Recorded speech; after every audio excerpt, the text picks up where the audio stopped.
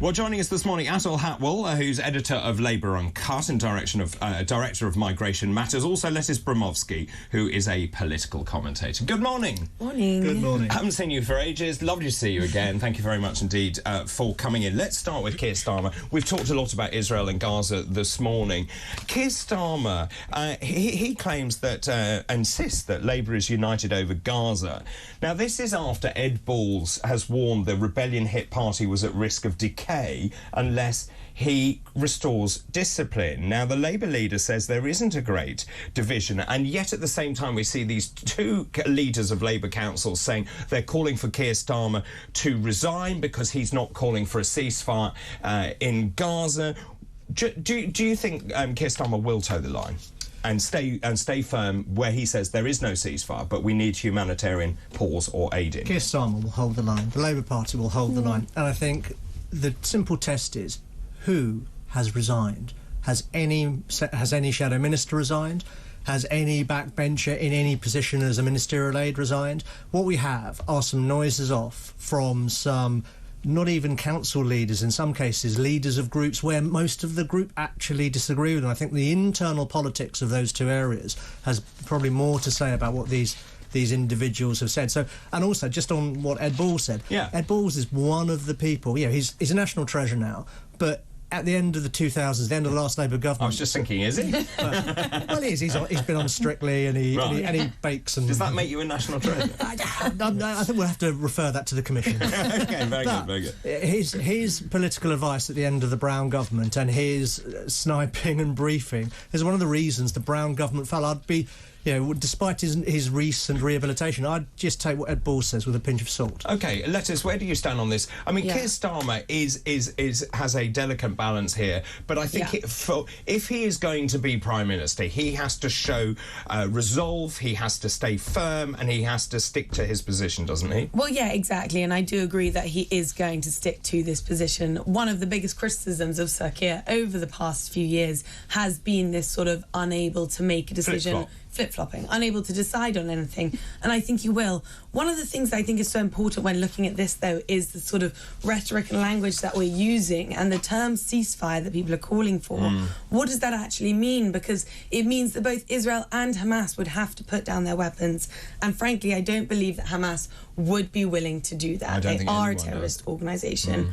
But it's also calling for a pause in humanitarian aid, which, again, Israel is not willing to do right now, as we saw yesterday, because they fear that it will allow them, Hamas, to either move the hostages or to regroup during this sort of pause that goes on. I actually think Hamas may well be prepared to put down their weapons at the moment for a very short period of time, just to reorganise themselves, take a breather and regroup, and I think that's the fear. Do you think that actually Hamas has been caught off guard by the strength of the Israeli response? No, I don't think at any point they could have imagined a different response that would come. I don't think many people could have sort of imagined a different response from the violence that we saw on the 7th of October. I think where Hamas has been caught off guard, they didn't expect their attack to wreak the havoc it did. Well, that's really what I meant by that. Because I think their original plan, and you sort of look at sort of some of the Arab news channels, their original plan seems to have been get some hostages, bargain for a release of some Hamas prisoners,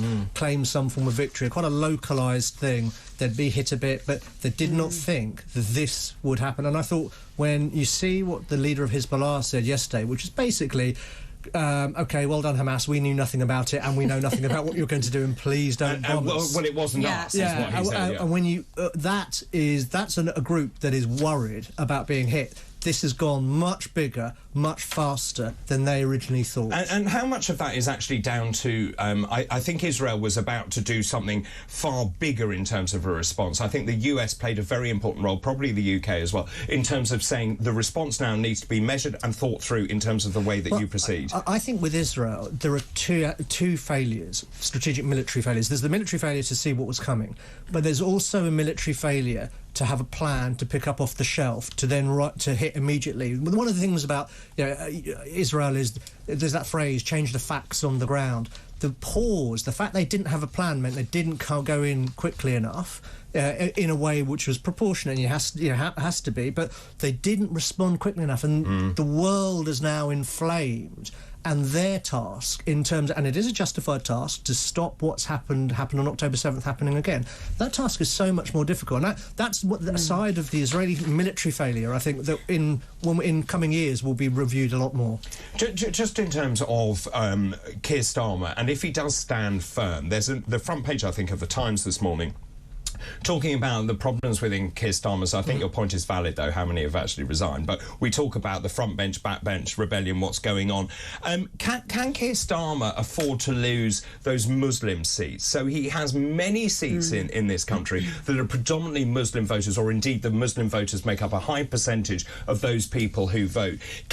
If he does that, there is a sense that he may alienate some of the Muslim voters. Can he afford to do that? Should he do that? I mean, should he stick to his principles? I think that ultimately, if you just look at this statistically, considering how far ahead they are in the polls, he probably could take that hit. But if he is any politician, worth his merit, he will work to earn back those votes. The fear right now within the Labour Party is that we're going to see a sort of repeat of something that happened in 2005, where the Labour Party lost a lot of Muslim voters because of the war in Iraq that was going on. And it's a fear that will be repeated. But ultimately, if you just statistically look at it, I think he could take this hit and they would still win at the next general election. Well, according to the article in the Times, the party's stance, compounded by the errors that they put into this, could put seats with majorities of up to 15,000 in Muslim areas at risk. But surely this shouldn't... I mean, when it comes to a general election, is it going to be a single issue? I don't think so. This is just an attempt to flam up a story.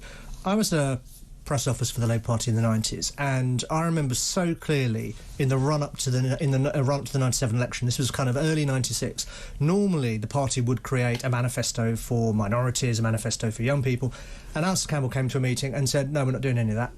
And there was like shock, because this is what the party had always done. He said, whether you're a minority or a young person, you have the same desires as the rest of the country. Yeah. You want to pay. You want better pay. You want law and order. You want a working health service. And rightly, you want to be able to pay your mortgage. These are the issues which will determine the next election. And it doesn't matter whether you're Muslim, Jewish, Hindu, Christian. That is what will determine the election. And that's why this is a classic SW1, Westminster sort of type of story. Well, it is, although we mustn't forget that Luciana Berger, in leaving the Labour Party, did do a lot of damage there and really brought the anti-Semitism argument to a head. And lots of her voters, and I live in that area, deserted her when she was part of the Labour Party because of that, and went to the Lib Dems when she joined them. So some people do vote with their feet over one issue. But I think the crisis with anti-Semitism in the Labour Party was of a different order to this, and it was a different order because that part, the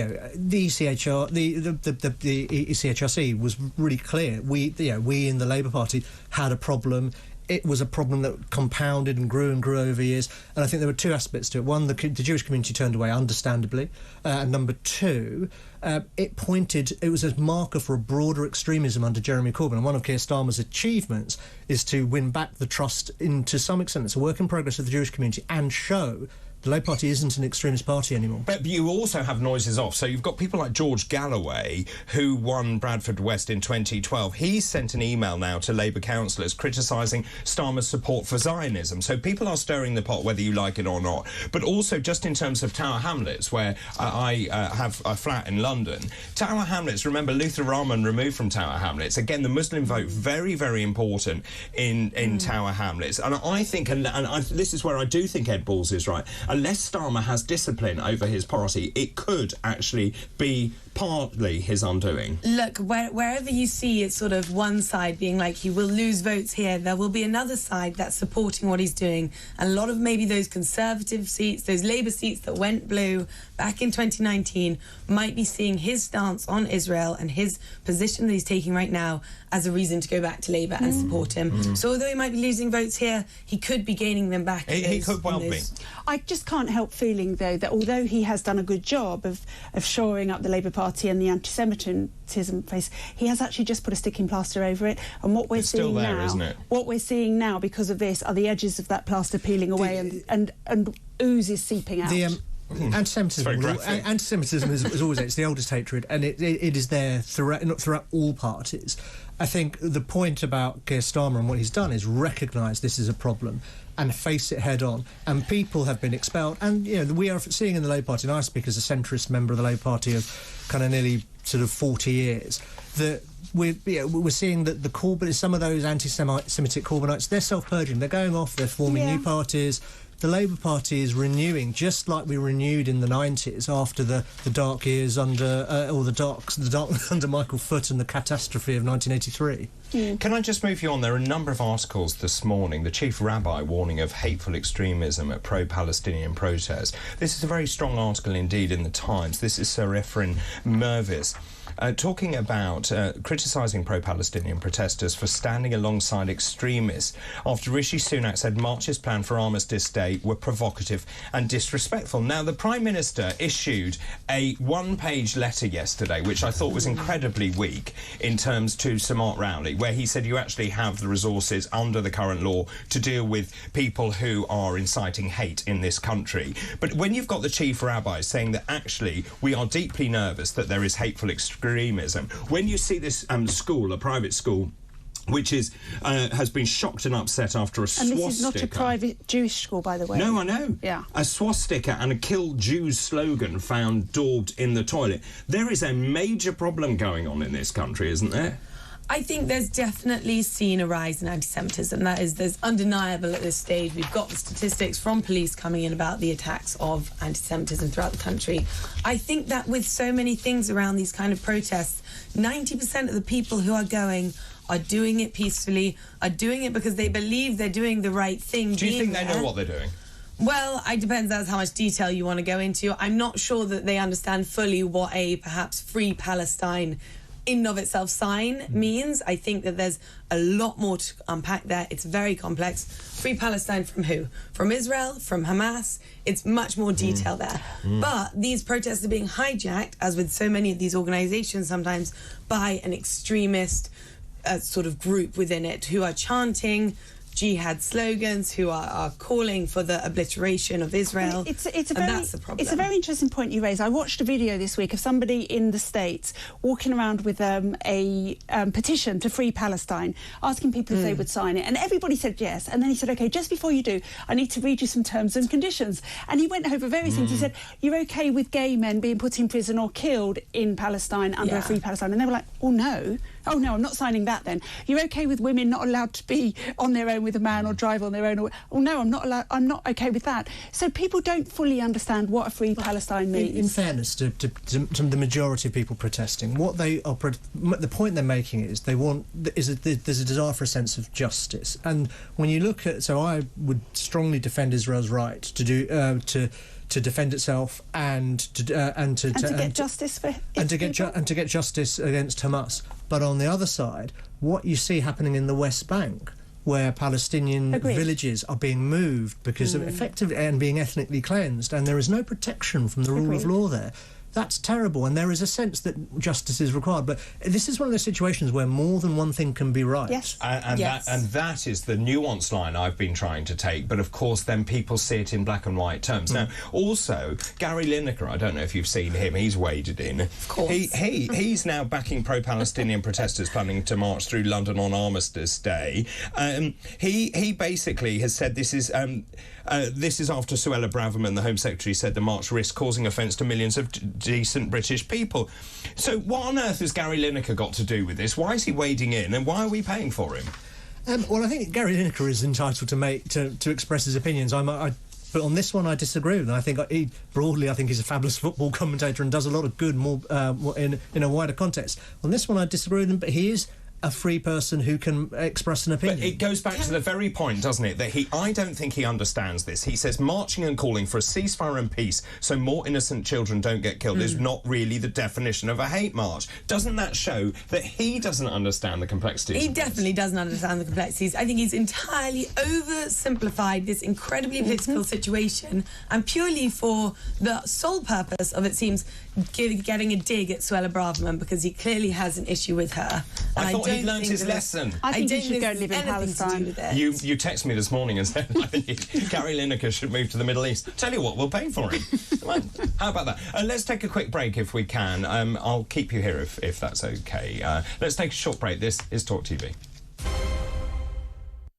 Welcome back to Talk Today. We're doing head-to-head at the moment. Atul Hatwald, editor of Labour Uncut, director of Migration Matters, and Lettice Bromovsky, who's a political commentator, join us this morning. The BBC, let's start there, shall we? Now let's change tack. The BBC is facing a £1.7 billion bill triggered by gold-plated pensions handed to staff, including top stars and executives. So clearly plunged into a financial crisis, it's now locked in a legal battle in an attempt to reduce the pension payouts. The corporation, wait for this, has put aside £1.7 billion to plug the gap. That is more than the cost of BBC One and BBC Two content last year. It's going to cost each of us 70 quid for every licence fee payer. It's a total shambles and a total mess. It is a total mess, and I think for a long time people have been questioning the model that the BBC has and how really it's not particularly fit for a modern world now. And it might have been back in the 40s when it was the sole broadcaster and it was all that was going on, but now we have so many streamers, we've got new broadcasters just like Talk TV. I think again they're not handling... I can assure you we don't get pensions. Yeah, well, exactly. They're not handling the... No, it's all voluntary. So just in terms of that, I mean, is this another nail in the BBC's coffin? I mean, obviously the licence fee is coming up for renewal. Here we've 2027. 27. You've got this enormous deficit, and you know, when people pay this licence fee, which by the way is a tax which you can't opt out of, you expect content. You do, and I do think the BBC has good content. I'm not here to say that the BBC should be shut down completely. The BBC shows they put on, they've got strong news journalists. Choice. It should be choice. But exactly, and it comes down to that. It should be choice. It must be choice. Jacob Rees-Mogg says this problem with the pensions is rife across the entire public sector, saying the liabilities that taxpayers face from gold-plated pension schemes is vast, even if ameliorated by the recent rise in interest rates. I mean, I was at the BBC. These pensions were extraordinary. So you could basically retire early at 60, which is way lower than the national retirement age. You get an amazing pension as a result, and they took a long time to work out. They got a massive crisis. I think what we're seeing here is a symptom of a broader issue across swathes of the public sector, because you see this also in the health service, you see it in policing, where two things. One, generous pension schemes, which were kind of at the time seen as compensation for wage, and monthly pay not being the same as in the private sector, and two, people living longer. When the original actuarial projections were made, people weren't going to be, the time bomb happens because people are making it through to 80, people are making it through to 90 on these schemes, and that was never the vision. So I think there is a challenge across the public sector on how these liabilities are met. I don't think this is a specific BBC issue. But what's that going to do to the public, saying, well, we want 70 quid of your 159 quid just to pay off the pensions of these people who have paid far too much money, in my humble opinion? Well, I think the people, in terms of pay inflation, and the stars in your sort of Gary Lineker's, most of them are contractors. Well, he's leaving. He's going to the Middle East. But they aren't the ones who are on these amazing who've got these amazing pensions. No. It'll be floor managers. It'll be producers from you get kind of the backroom team working on Blue Peter in 1985. It's people. Don't knock it. It's those folk, and I think actually, rather than it coming from the licence fee, there'll probably need to be a whole government approach to the whole public sector pension liability issue. Yeah. Let's move on to a final story if we can. Renee found this one and sent it to me, I think this morning. Just Stop Oil, of course, have been in the headlines. They like to disrupt a lot of people. Now, their latest outing was when they interrupted the London Sondheim Theatre. It was halted at 9 p.m. I think it was Les Mis that was on at the time. They walked on. The performer had a red flag. Just Stop Oil came in with an orange flag. Very dramatic. I don't quite understand what a musical has got to do with Just Stop Oil, but anyway, that's slightly by the point. The cost of the cancellation of the theatre was £80,000. and they could be forced to pay it back. Now, essentially, there's a trial going on, and Hannah Taylor and a load of other people, they're all in their 20s and teens, actually. They appeared at Westminster Magistrates Court. They denied one count of aggravated trespass, and the trial date has been set for the 5th of February. But this is Lydia Gribbin said, well, no, that doesn't work with me because it doesn't work because I'd like to be away. I'm going to be away in India, so I can't possibly come to the trial. I'm going to be in India. I mean, just the utter irony, disbelief of it all. What's the carbon footprint of a plane flying all the way to India and back again? There. I mean, well, one would hope so. She'll have to start now. What do you make of it? I mean, my jaw dropped open this morning. I mean, these are probably well-meaning kids. They are misguided but well-meaning. Yeah, misguided but well-meaning. I think what interests me is where does the liability lie? Because I think it's wrong that the liability lies with the kids. It should lie with Just Stop Oil. Because if you're going to put these kids up to do these things, and they should be liable because there's people's pay, there's people's livelihoods on the line here, then someone should be liable. But I don't think it should necessarily be the kids who are just sort of going along and thinking they're doing the right thing. These are not children. Okay, they might be in their 20s. Some of them are actually in their 60s. But I just think this demonstrates what a middle-class, white privilege it is to belong to Just Stop Oil. I mean, they did save the audience from watching Les Miserables, which is another discussion. But it's a great musical. I didn't like it the first time. You mean I've got to see it again? Yeah. Okay, but, I'm going to India. Where is their insight? Hang on a minute, I'm against people using oil. But it's the idea that the justice system works around your holiday. Well, it's just a sort of, in one sense, an innocence, naivety and slight idiocy, kind of all combined into one. But it is the organisation that then encourages them to do these things. Just Stop Oil should be financially liable for all of that, for when they stop traffic, for when they stop theatres, for when whatever, when they stop events, and that is the incentive that will bring a more orderly form of protest. Yeah, I think that's exactly it. It really highlights that the people getting into this organisation, one, don't really know what it means if you're then taking flights around the world. There's a recurring theme, and isn't there? two, don't understand the consequences of your actions and what it means to disrupt people's lives. At that particular theatre production, they were being booed by everyone. I mean, the public support for these organisations, it is gone. It is on the ground floor.